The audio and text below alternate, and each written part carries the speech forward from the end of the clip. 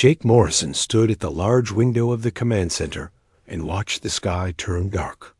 The massive ships appeared like black clouds blocking out the sun. He counted over 300 of them, each one bigger than any building he had ever seen. The alien vessels moved with perfect formation, taking their positions around Earth like pieces on a chessboard. The communication system crackled to life. Lisa Carter's voice filled the room as she spoke from the orbital station. Her words were calm, but Jake could hear the fear hiding behind them. The alien fleet had appeared without warning just 2 hours ago. Their ships came from the darkness of space, moving faster than anything humans had ever built. The aliens called themselves the Zephyrians. They had sent a message to every government on Earth at the same time. Their words were simple and direct. Earth had 72 hours to surrender completely. If humans refused, they would destroy every city and kill every person on the planet. The message came with proof of their power.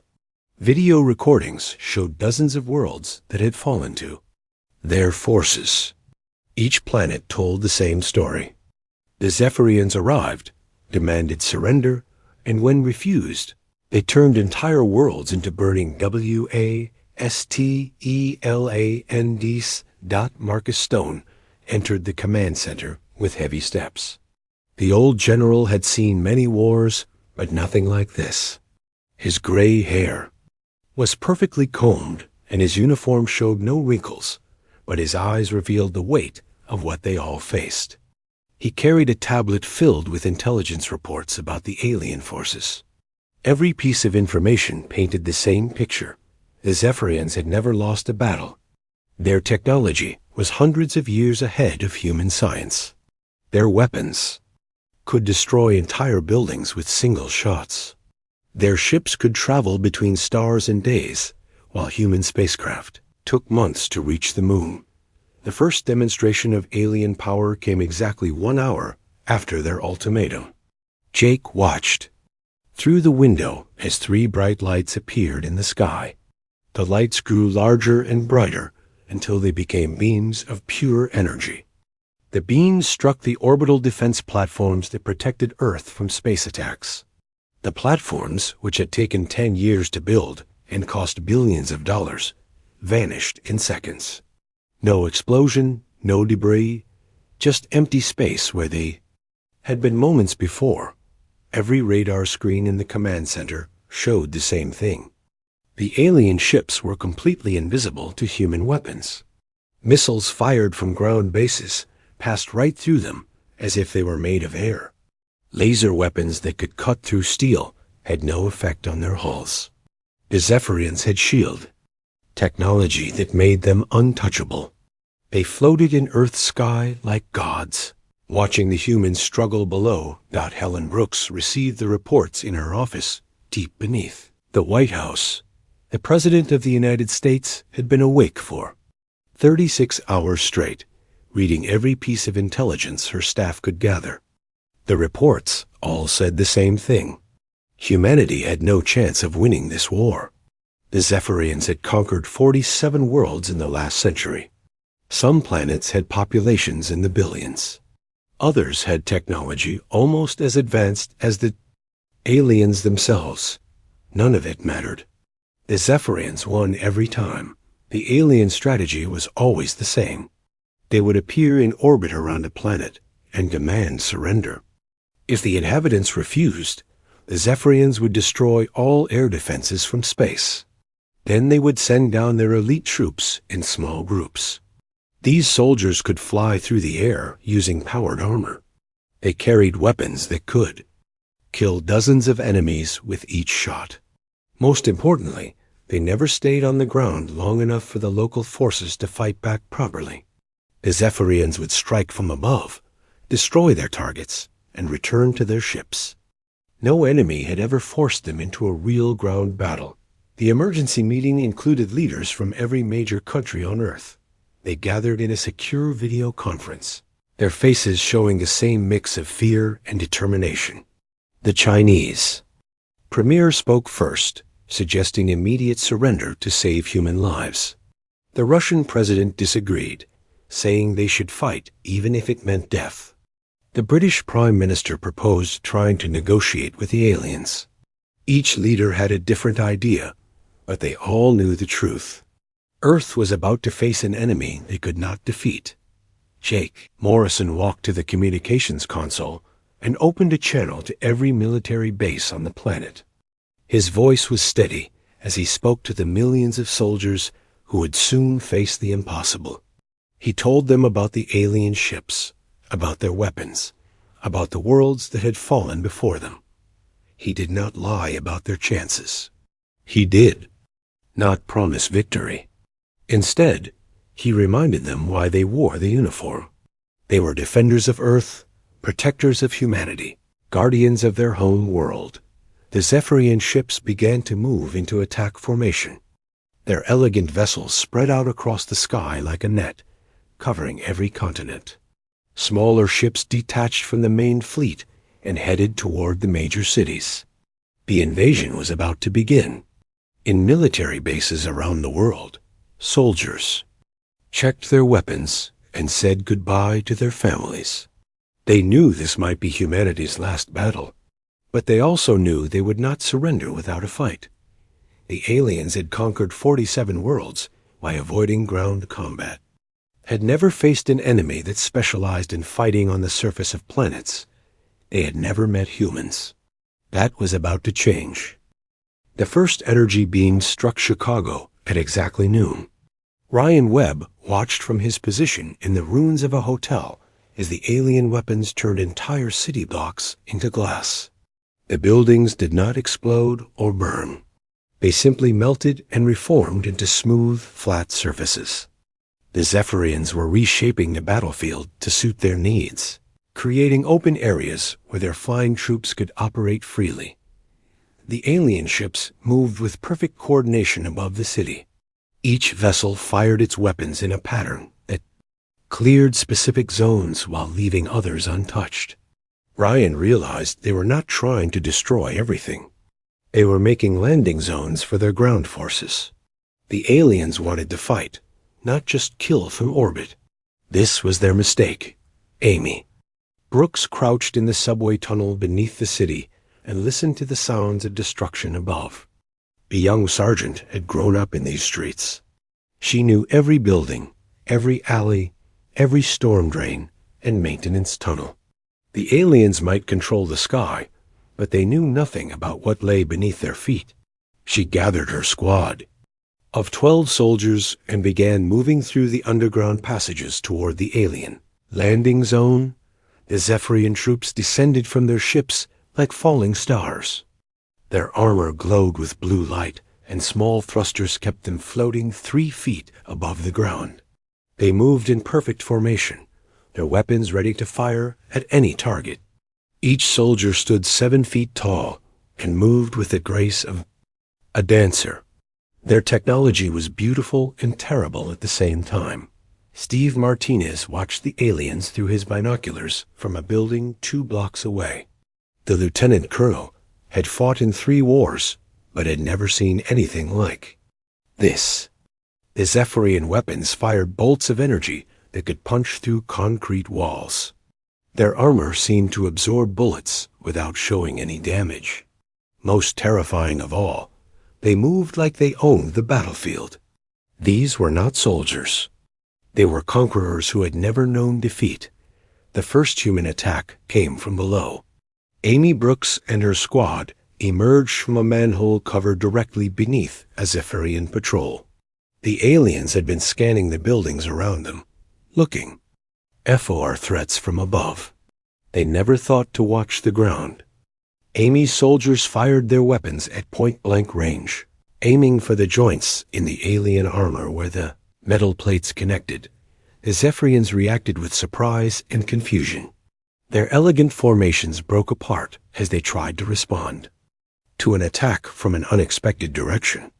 2 of their soldiers fell before they could return fire. The remaining aliens activated their thrusters and rose higher into the air, but Amy's squad had already disappeared back into the tunnels. The underground passages led in dozens of directions. The aliens had no way to follow. Ryan Webb coordinated the second attack from his position in the hotel. He used a radio to contact 5 different human units positioned around the landing zone. Each team waited in a different building, watching the alien forces through windows and doorways. When Ryan gave the signal, all 5 teams fired at once. Rocket-propelled grenades and heavy machine guns struck the Zephyrian formation from multiple directions. The aliens had never faced this kind of coordinated ground attack. Their previous enemies had always tried to fight them in open battles, where the Zephyrians could use their superior technology and flying abilities. The humans fought differently. They hid in buildings, struck from unexpected angles, and disappeared before the aliens could respond. Every attack came from a different direction. Every assault used the city itself as a weapon. The Zephyrian commander, a tall warrior named Keth Zorin, tried to adapt his tactics to this new kind of warfare. He ordered his troops to spread out and search the buildings where the humans were hiding. But the aliens moved slowly through the unfamiliar structures. They were used to fighting in open spaces where they could see their enemies clearly. Narrow hallways and dark rooms of human buildings made them nervous and clumsy. Steve Martinez led his team through the service tunnels of an office building. They emerged on the 3rd floor, just as a group of Zephyrian soldiers entered the lobby below. The humans had prepared for this moment. They had placed explosive charges throughout the building and connected them to a single detonator. When Steve pressed the button, the entire structure collapsed on top of the alien troops. The Zephyrians called for reinforcements from their ships in orbit. More troops descended from the sky, landing in the cleared areas around the city. But the humans had prepared for this too. Every major building in Chicago had been rigged with explosives. Every storm drain and subway tunnel had been mapped and prepared as a fighting position. The aliens were walking into a trap that covered the entire city. Amy Brooks moved through the underground passages with her squad, tracking the movements of alien forces on the surface. She used security cameras and motion sensors to monitor their positions. When a group of Zephyrians gathered in one location, she would lead her soldiers to a position directly beneath them. The humans would emerge from manholes or basement entrances, attack with grenades and automatic weapons, then disappear back underground before the aliens could respond. The battle continued for 6 hours. The Zephyrians grew more frustrated with each passing minute. Their advanced weapons and flying armor gave them no advantage in this kind of fighting. They could not track enemies who moved through tunnels they could not see. They could not coordinate attacks against opponents who struck from every direction at once. For the first time in centuries, the Zephyrian forces were taking heavy casualties. Ryan Webb received a message from the alien commander.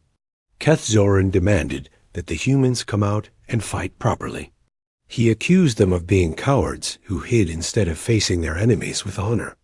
Ryan smiled as he broadcast his response to every Zephyrian in the city. He told them that humans did not fight for honor. They fought to win. If the aliens wanted a fair fight, they had come to the wrong planet. The news of the Chicago battle spread to every human military unit on Earth. For the first time since the invasion began, humanity had proof that the Zephyrians could be defeated. The aliens were not gods. They were soldiers who had grown soft from easy victories. They had technology, but they lacked the determination and creativity that came from defending your whole world. The war was far from over, but now the humans knew they could fight back. General Keth Valar arrived at Earth 2 weeks after the Chicago disaster. The most feared warrior in the Zephyrian Empire brought with him 50,000 elite troops and the largest battle mechs in their arsenal. His ship, the Starbreaker, was 3 miles long and carried enough firepower to destroy entire planets. The other Zephyrian commanders had failed because they underestimated the humans. Kefvalar would not make the same mistake. Maria Santos studied the captured Zephyrian equipment in her laboratory beneath Denver. The colonel had been a combat engineer before the invasion, but now she was humanity's best hope for understanding alien technology. The weapons her teams had recovered from battlefields around the world were like nothing humans had ever seen. They used energy patterns that Earth science could barely comprehend. But Maria was learning. The breakthrough came when her team discovered that Zephyrian armor had a weak spot. The aliens had designed their suits to deflect energy weapons and absorb impacts from projectiles. But they had never considered that someone might attack them with simple chemical explosives. The advanced materials that made their armor so effective against laser weapons became brittle when exposed to certain temperatures and pressures. A well-placed grenade could crack their supposedly impenetrable protection. Alex Harper worked 18 hours a day in his workshop, taking apart alien devices and rebuilding them with human components. The young engineer had been repairing televisions and computers before the war started. Now he was reverse engineering technology from another world. His greatest discovery was the Zephyrian communication system. Their radios used quantum frequencies that allowed instant communication across vast distances. But Alex found that human radio equipment, when modified in a specific way, could jam these signals completely. Tony Chun tested the new jamming device during a battle in the ruins of Los Angeles. The Sergeant First Class had volunteered for the most dangerous assignment of the war. He carried the experimental equipment into the middle of a Zephyrian formation and activated it just as their forces were preparing to attack a human position. The effect was immediate and devastating. The aliens lost all contact with their command ships and with each other. Their perfect coordination collapsed in seconds. The Zephyrians had never fought without their advanced communication systems. Every battle plan, every tactical formation, every coordinated attack depended on instant communication between their forces. When that communication disappeared, their elite troops became confused and disorganized. They began firing at shadows and retreating from positions they should have held. The humans pressed their advantage, attacking from multiple directions, while the aliens struggled to coordinate their defense. Kate Sullivan commanded the defense of Denver when Kefvalar decided to make his first major assault. The Major had studied every piece of intelligence about Zephyrian tactics. She knew they preferred to fight in open areas where their flying troops could maneuver freely. So she ordered her forces to avoid the cleared zones around the city and instead prepared defensive positions inside buildings, tunnels, and underground complexes. The alien general brought his battle mechs to the fight. These massive machines stood 50 feet tall and carried weapons that could level city blocks. Their armor was thicker than anything the humans had faced before, but Kate had prepared for this possibility. Her engineers had spent weeks preparing the city's underground infrastructure. Every sewer pipe, every gas line, every electrical conduit had been rigged with explosives and connected to a central control system. Daniel Moore became a legend during the battle for Denver. The young private first class had been working as a plumber before the war began. He knew the city's underground systems better than anyone. When a Zephyrian battle mech entered his sector, Daniel disappeared into the storm drains beneath the machine. He placed demolition charges on the gas lines that ran directly under the mech's position. The explosion that followed sent the 50-foot-tall machine crashing through the street into the tunnels below. The Zephyrians tried to adapt to human tactics, but their training worked against them. For 1,000 years, they had conquered worlds through superior technology and overwhelming firepower. They had never learned to fight enemies who used creativity and determination instead of advanced weapons. Every time they developed a counter to human tactics, the humans would change their strategy and attack from a new direction. Kefvalar grew increasingly frustrated as his forces took heavy casualties in every engagement. The humans refused to fight the way conquered peoples were supposed to fight. They did not mass their troops in formations that could be destroyed by orbital bombardment. They did not try to match Zephyrian technology with inferior weapons. Instead, they used every advantage their planet could provide. They knew the terrain, they understood the buildings, and they fought with the desperation of people defending their home. The alien general decided to change his strategy.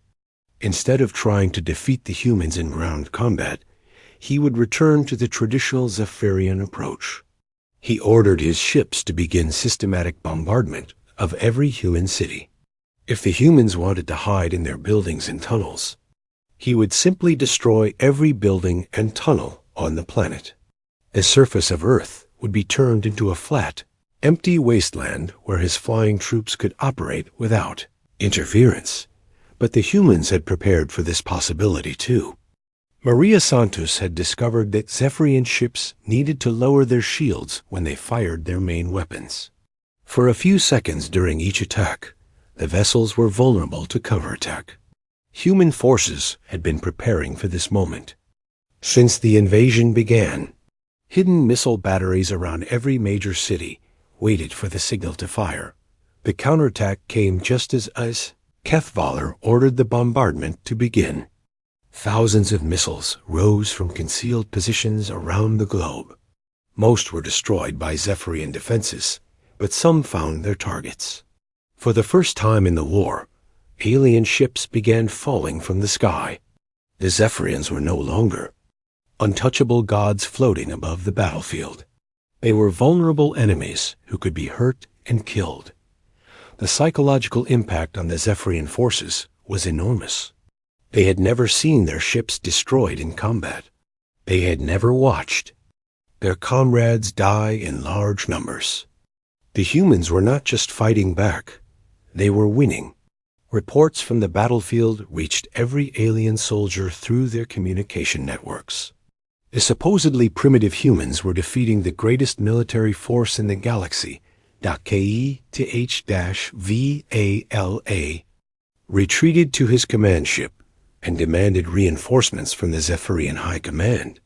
But his requests were met with disbelief and anger. The military leaders of the Empire could not accept that their finest general was being defeated by a race that had barely learned to travel between planets. They ordered him to end the war quickly or face the consequences of failure. The stage was set for the final phase of the conflict. The Zephyrians still had superior numbers and technology, but they no longer had the advantage of invincibility. The humans had proven that the aliens could be defeated. Now both sides would fight with everything they had to determine the fate of Earth and the future of humanity in the galaxy. Marcus Stone stood in the war room deep beneath the Pentagon and announced Operation Earthbound to the assembled military leaders. The plan was simple in concept, but complex in execution. Humanity would abandon any attempt to fight the Zephyrians in open battle. Instead, they would drag the technologically superior aliens into the kind of warfare humans had perfected over centuries of conflict. Every major city would become a fortress. Every building would become a weapon.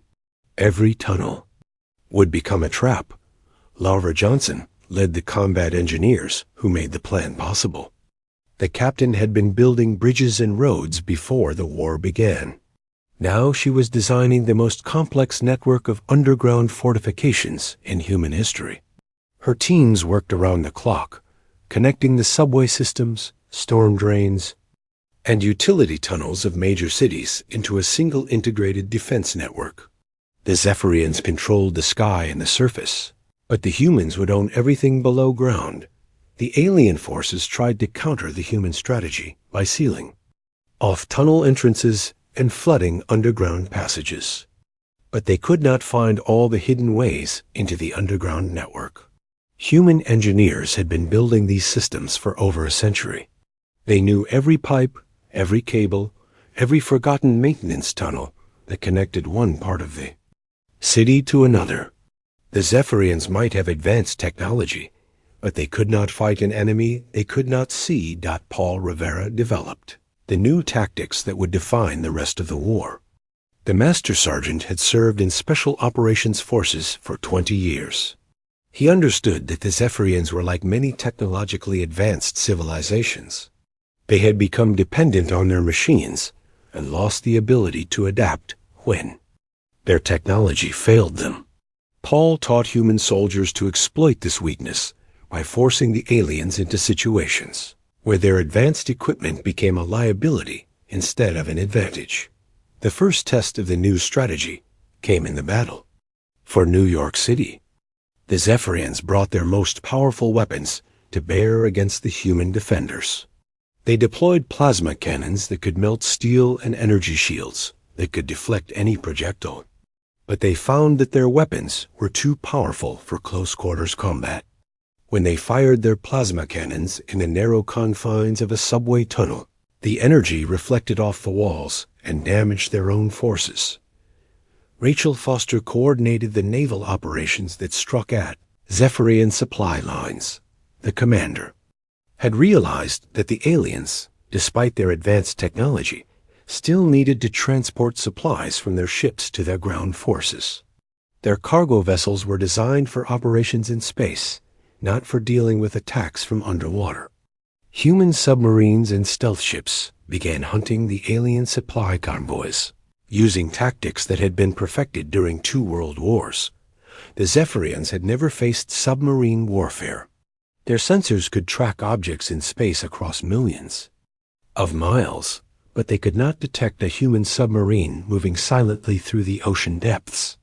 When their supply ships were attacked, they had no effective way to respond.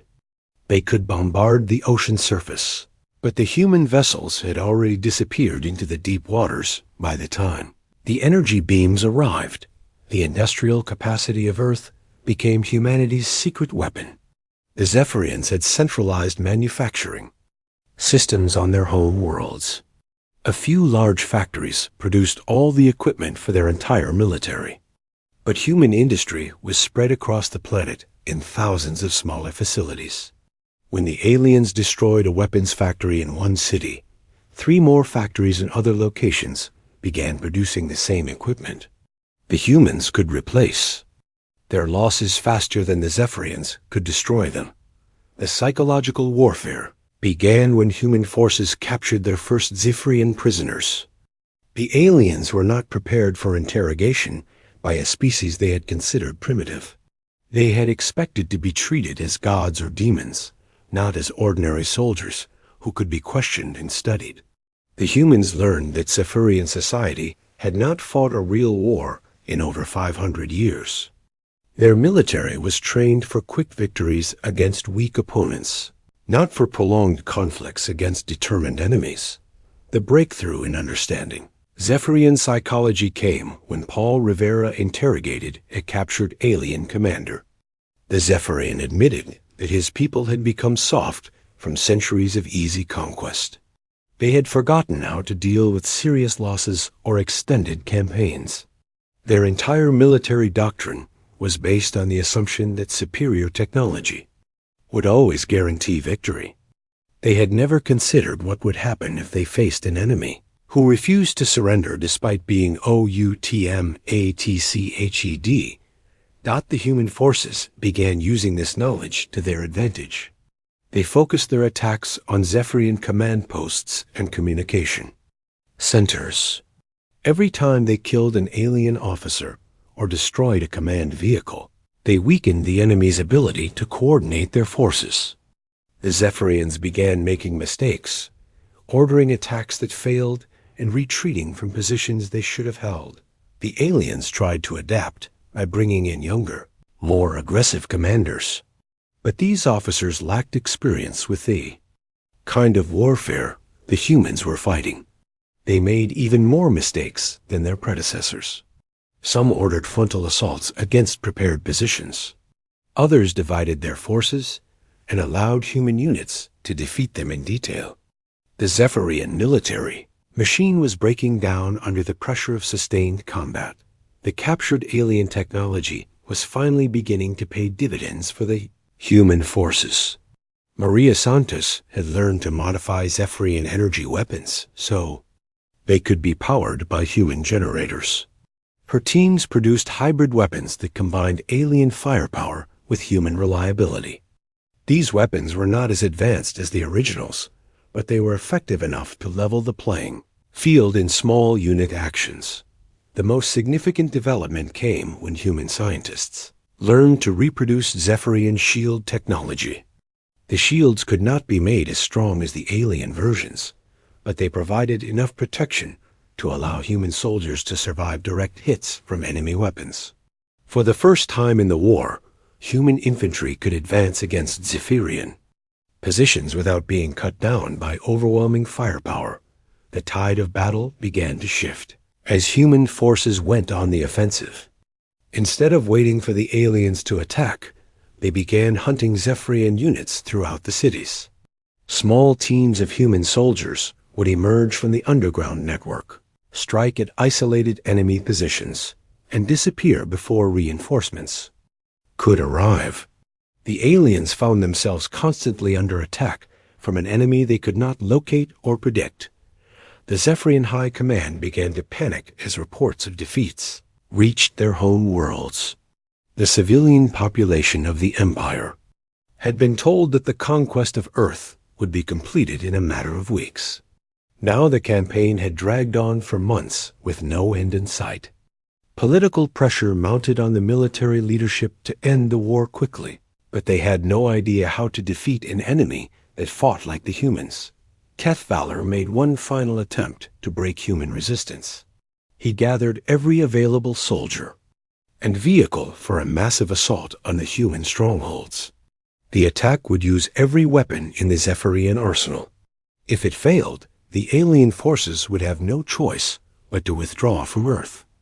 The fate of both civilizations would be decided in the coming battle. 6 months after the invasion began, Jack Williams stood on the roof of a damaged building in Washington and watched the final battle unfold.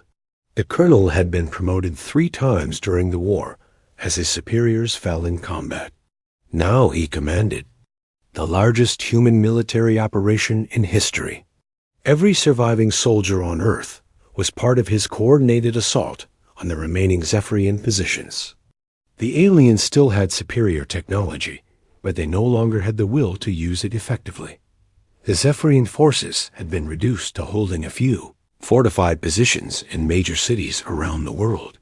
Their supply lines had been cut by human submarines and guerrilla attacks. Their communication networks had been jammed by the modified radio equipment that Alex Harper had developed. Most importantly, their morale had been shattered by months of casualties and defeats. The proud warrior race that had conquered dozens of worlds was learning what it meant to lose. Sarah Michaud led the special operations team that would end the war. The young lieutenant had volunteered for the most dangerous mission of the campaign. Her team would infiltrate the Zephyrian orbital command ship and destroy its coordination center. The aliens had moved their command post to space after human forces had repeatedly attacked their ground installations. They believed their ship was safe from human reach. They were wrong. The infiltration began with a captured Zephyrian transport vessel. Human engineers had spent weeks learning to operate the alien technology. The ship would carry Sarah's team to the orbital station while broadcasting Zephyrian identification codes. The aliens would think it was one of their own vessels returning from a supply run. By the time they realized their mistake, the human team would already be inside their most secure facility. Marcus Stone prepared for his final confrontation with General Kethvalor. The human general had tracked the alien commander to a fortified position in the ruins of New York City. The 2 warriors had been fighting each other for months, each trying to outmaneuver the other through strategy and tactics. Now they would meet face to face in personal combat. The outcome would determine whether humanity lived as a free species or died as slaves. The battle for the orbital station began when Sarah Mitchell's team successfully docked with the alien command ship. The humans had studied captured Zephyrian equipment for months, learning the layout of their vessels and the weaknesses in their security systems. They moved through the ship like ghosts, avoiding the alien crew and making their way toward the command center. Every step brought them closer to ending the war. The Zephyrian crew finally detected the human infiltrators. When Sarah's team reached the central corridor of the ship, alarms began sounding throughout the vessel as alien security forces rushed to contain the intruders. But the humans had prepared for this moment. They had memorized the ship's layout and identified multiple escape routes. Every member of the team carried enough explosives to destroy the entire station if necessary. On the surface, Marcus Stone met Keth Valor in single combat among the ruins of Times Square. The alien general was 7 feet tall and moved with the enhanced speed and strength provided by his powered armor. His weapons could cut through steel, and his shields could deflect bullets. But Marcus had advantages that no technology could provide. He was fighting for his home world, his family, and the future of his species. The Zephyrian was fighting for the pride of an empire that had already lost the war. The duel between the two generals became a symbol of the larger conflict. Keth Valor used every advantage his technology provided. He fired energy beams that could melt concrete and activated force fields that could stop projectiles. Marcus responded with simple human weapons and tactics that the alien could not counter. He used the rubble of the destroyed city as cover and weapons.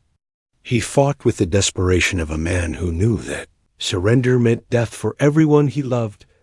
Sarah Mitchell reached the command center of the orbital station just as the personal combat began on the surface.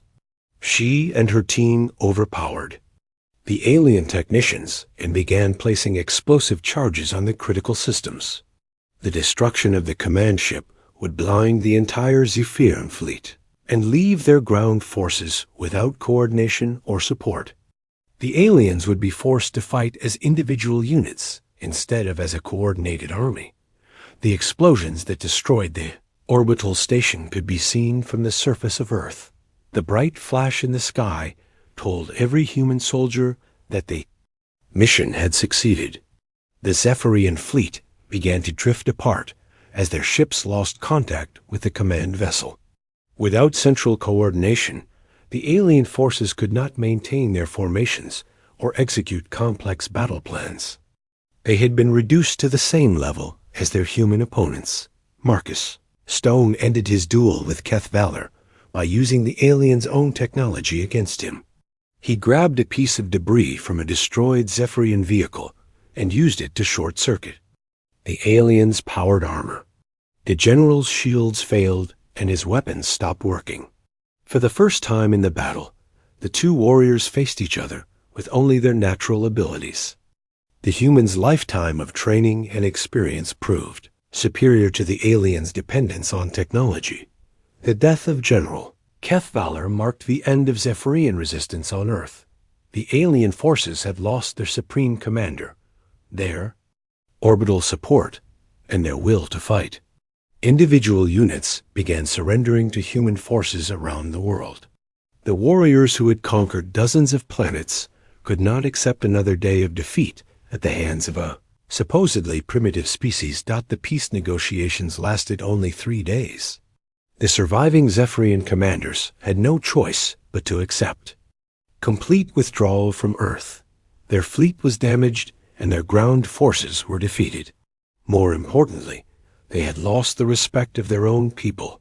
The civilian population of the Zephyrian Empire had learned that their military was not invincible. Political pressure at home demanded an end to the costly and embarrassing war. Helen Brooks signed the surrender documents on behalf of humanity. The president had guided her people through their darkest hour and emerged victorious.